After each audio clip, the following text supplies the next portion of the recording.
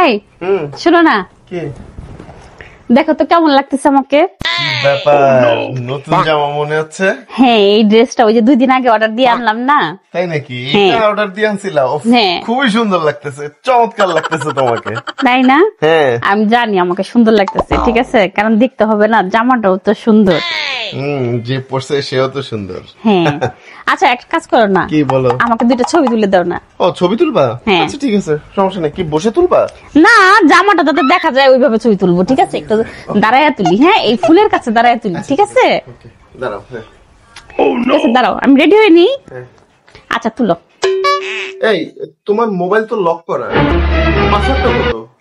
Password হচ্ছে আমাদের বিবাহ বার্ষিকীর যে ডেট, সেটাই আমার পাসওয়ার্ড। দেখো, এরকম করতেছো কেন? খুলো, মোবাইল ওপেন করো, তাড়াতাড়ি ছবি তুলো। কি ওপেন করতে পারতেছো না? বিবাহ বার্ষিকীর ডেটটা মনে নাই? মনে নাই? ওপেন করো, ওপেন করো, বিবাহ বার্ষিকীর ডেট ভুলে যাও। হ্যাঁ, সবকিছু মনে থাকে, বিবাহ বার্ষিকীর ডেট মনে থাকে না কেন? বিয়ের কথা ভুলে যাও, বউয়ের কথা ভুলে যাও। হ্যাঁ, 2টা শাড়ি কিনতে চাইছিলাম, কিনা দিছ? মনে আছে?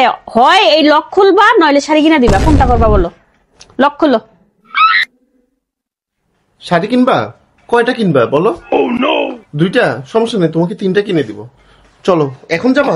হ্যাঁ, আসো, বিবাহ বার্ষিকীর ডেট ভুলে যাও, তোমার শাস্তি।